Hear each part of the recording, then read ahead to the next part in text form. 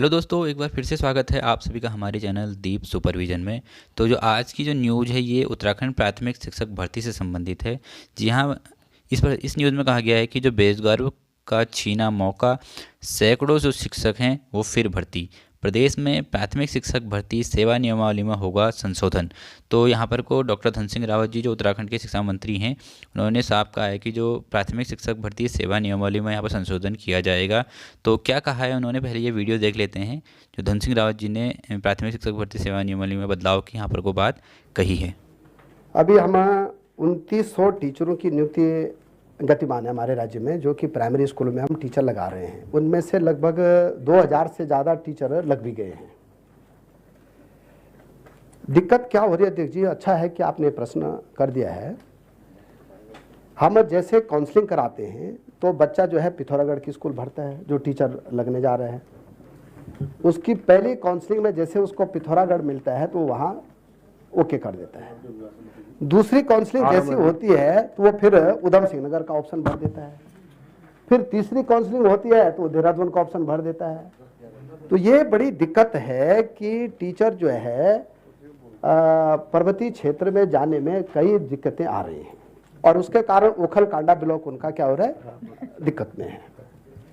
हमने अभी तक अध्यक्ष जी 5 काउंसलिंग कर दी है और 5 काउंसलिंग में 200 टीचर ऐसे हैं जो कि 4-4, 5-5 जिलों में क्या हो गए, बट गए।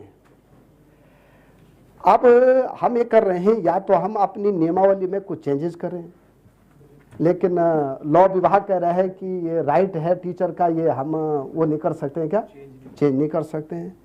लेकिन अब एक विचार ये आ रहा है हमारा कि हम ऐसा कर सकते हैं कि जो पर्वतीय क्षेत्र में जो टीचर हमको देने हैं हम उसको जिला कैडर या ब्लॉक कैडर कर दें कि भाई जो धारचूला में रहेगा टीचर उसको वही फॉर्म भरना पड़ेगा। उससे क्या हो जाएगा कि कम से कम वहाँ कैडर बनाने से वो टीचर वहाँ पलायन भी रुके।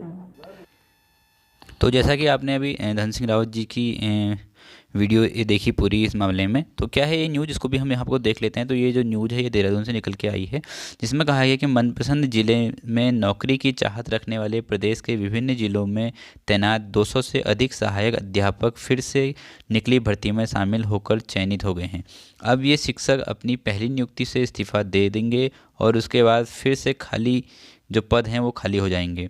विभाग ने जब इन्हें दोबारा नियुक्त करने के लिए एनओसी नहीं दिया तो कहीं ना कहीं जो ये लोग हैं ये कोर्ट के आदेश को लागे ले आए, जिसके बाद जो प्राथमिक शिक्षक भर्ती सेवा नियमावली में संशोधन किया जा रहा है। मतलब अब जो वर्तमान समय में जो नई भर्ती निकलेगी प्राथमिक शिक्षक भर्ती की द्वितीय चरण की, तो उसमें कहीं ना कहीं जो सेवा नियमावली में है उसमें बदलाव किया जाएगा और जो पहले से ही सेवा में जो शिक्षक हैं उनको पुनः उस भर्ती में शामिल होने का जो क्लॉज है वो हटाया इसमें जाएगा। उनकी जो नियुक्ति है, एक बार समान पद पर जब नियुक्ति हो चुकी है तो दोबारा उसी पद पर नियुक्ति नहीं होगी, क्योंकि जो जो जो शिक्षक हैं, जो पुराने शिक्षक हैं, वो क्योंकि डिस्ट्रिक्ट अलग चेंज मिलने, अपनी होम डिस्ट्रिक्ट न मिलने की वजह से दूसरी डिस्ट्रिक्टों में अभी तैनात हैं और अपनी डिस्ट्रिक्ट में आने की चाहत में वो दोबारा से जो नई भर्ती निकलती है उसमें दोबारा से फॉर्म भर देते हैं और दोबारा से फिर नियुक्ति करके अपने डिस्ट्रिक्ट में आ जाते हैं। ऐसे में क्या होता है कि जिन विद्यालयों में वो आज तक कार्यरत थे वो विद्यालय के जो खाली हो जाते हैं, उनमें जो शिक्षक खाली हो जाते हैं और वो पद फिर से रिक्त हो जाते हैं। तो इस प्रक्रिया के दौरान शिक्षा विभाग का और डॉक्टर धन सिंह रावत जी का मानना है कि ऐसे में ये पद कभी नहीं भरे जाएंगे और नए जो कैंडिडेट हैं, नए जो प्रशिक्षित टीचर बनने जा रहे हैं, जो डीएलएड किए हुए प्रशिक्षित हैं, उनको कभी मौका नहीं मिल पाएगा। ऐसे में वो जो पद हैं वो लगातार पुराने अभ्यर्थियों द्वारा ही भरे जाएंगे। तो इसमें विभाग जो है अब नियमावली संशोधन की हमको बात कर रहा है ताकि समान स्केल पर शिक्षक दोबारा भर्ती प्रक्रिया में शामिल न हो पाएँ। एक जो स्केल बना हुआ है उसमें शामिल यहाँ पर कोई शिक्षक ना हो पाएँ। प्रदेश के सरकारी प्राथमिक विद्यालयों में 2906 पद शिक्षक के पदों की प्रक्रिया चल रही है। इसके लिए विभाग की ओर से आवेदन मांगे गए थे। इसमें पहले से सहायक अध्यापक पद पर कार्यरत शिक्षकों ने सुविधाजनक जिले में जाने के लिए आवेदन किया था। जितने भी जो थे उन्होंने पहले सुविधाजनक जिले में जाने के लिए आवेदन कर दिया था। विभाग के प्रभारी निदेशक RL आर्य के मुताबिक चमोली, पिथौरागढ़, रुद्रप्रयाग, उत्तरकाशी सहित कई जिलों में कार्यरत 200 से अधिक सहायक अध्यापकों का फिर से चयन हुआ है। इन शिक्षकों की पहली जो नियुक्ति है, इसमें इन्होंने जो फर्स्ट नियुक्ति थी उसमें फर्स्ट और सेकंड काउंसलिंग हुई थी, उनमें जब नियुक्ति होगी तो उसमें इन्होंने इस्तीफा दे दिया और उसके बाद फिर से इन जिलों में शिक्षकों के पद जो हो गए हैं वो खाली हो गए ऊपर से। और विभाग के अधिकारियों का कहना है कि यह स्थिति बनी रही तो विभाग में शिक्षकों के खाली पदों पर कभी भी नहीं भरे जा सकते हैं। मतलब कि अगर ऐसी ही स्थिति बनी रही तो जो खाली पद हैं विभाग के वो कभी नहीं भरे जा सकते हैं, क्योंकि लगातार उन्हीं पदों पर लगातार जो पुराने कैंडिडेट हैं वो दोबारा इस फॉर्म को भर रहे हैं और लगातार फॉर्म भरने की वजह से क्या हो रहा है कि वही पद दोबारा भरे जा रहे हैं और जो पदों पर नियुक्ति हो भी चुकी है वो पद खाली हो जा रहे हैं, फिर से जो पद हैं वो खाली रह जाना है। इसलिए शिक्षक भर्ती जो सेवा नियमावली है यहाँ पर संशोधन करने की यहाँ पर को बात कही जा रही है। तो ये सभी चीज़ें इसमें कही गई थी और यहाँ पर को और क्या चीज़ें हैं इस भर्ती के लिए जो कही हैं उसको भी हम देख लेते हैं। इसी से संबंधित एक खबर और भी है जिसमें कहा गया कि जो प्राथमिक शिक्षक भर्ती सेवा नियमावली में संशोधन होगा। प्रदेश के सरकारी प्राथमिक विद्यालयों में 2906 शिक्षक पदों के लिए चल रही भर्ती प्रक्रिया में जहां कई बेरोजगार बिना नौकरी लौट गए, वहीं सैकड़ों शिक्षक फिर से भर्ती हो गए। जो जितने भी शिक्षक हैं पहली या दूसरी काउंसलिंग में जो नियुक्त हुए, उन्होंने फिर से चौथी और पाँचवीं काउंसलिंग में फिर से अपनी जो डिस्ट्रिक्ट है, अगर उनको कोई पहाड़ी जिला मिल गया है या फिर पहाड़ी स्कूल मिल गया है या फिर दूरस्थ दुर्गम स्कूल मिला है, तो उन्होंने फिर से काउंसलिंग के लिए आवेदन कर दिया और जिससे फिर उन्हें मैदानी जिलों में नियुक्ति के लिए फिर से वो भर्ती हो गए। और वहाँ जो दुर्गम क्षेत्रों में या फिर पहाड़ी क्षेत्रों की हम बात करें तो वहाँ पर को फिर से जो विद्यालय हैं वो शिक्षक विहीन हो गए। तो कहीं ना कहीं विभाग इस बारे में सोच रहा है कि जो दुर्गम क्षेत्र या फिर पहाड़ी जिलों के जो स्कूल हैं वो कहीं ना कहीं बंद होने की कगार में है, क्योंकि वहाँ शिक्षक कार्य नहीं करना चाहते हैं और बार बार जो कोर्ट का आदेश है जिसमें नियमावली के तहत, तो उस आदेश की वजह से शिक्षक बार बार अपनी जो नियुक्ति है उसको चेंज करा रहे हैं और दोबारा जो मैदानी जिलों की ओर को जाने के लिए अग्रसर हो रहे हैं। तो शिक्षा विभाग में समान स्केल और समान पद पर फिर से भर्ती प्रक्रिया में शिक्षक अब पहली नियुक्ति से इस्तीफा दे देंगे। इसमें पहली नियुक्ति से इस्तीफा देने की यहाँ पर बात कही गई है उनकी, जिससे विभाग में इतने ही पद फिर से खाली हो जाएंगे। तो भर्ती हो या ना हो से फर्क नहीं पड़ेगा, बार बार पद खाली हो जा रहे हैं और उन्हीं जो पुराने कैंडिडेट हैं उन्हीं के द्वारा पदों को भरा जा रहा है। नए जो कैंडिडेट हैं उनकी नियुक्ति यहाँ पर को नहीं हो पा रही है और जो दुर्गम क्षेत्रों में शिक्षक नहीं मिल पा रहे हैं।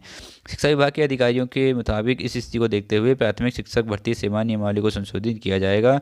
शिक्षा विभाग में शिक्षक की पहली नौकरी छोड़कर उसी पद पर दूसरी नौकरी करने वाले शिक्षकों की संख्या 200 से अधिक है। यहाँ तक कि 200 जो ऐसे पद हैं जहाँ पर को शिक्षकों ने नियुक्ति छोड़ दी और उसका दोबारा नियुक्ति ले ली।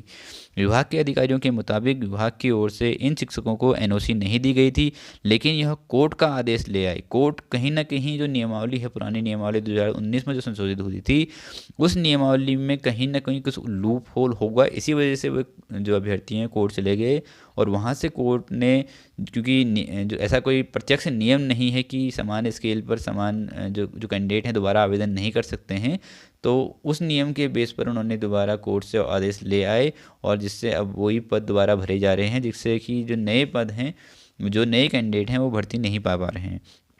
अब इन शिक्षकों को एनओसी दिया जाना विभाग के लिए मजबूरी भी हो गया है, ये विभाग का कहना है यहाँ पर को। तो शिक्षक उसी स्केल के लिए फिर से आवेदन ना कर सकें, सेवा नियमावली में यह संशोधन करना होगा।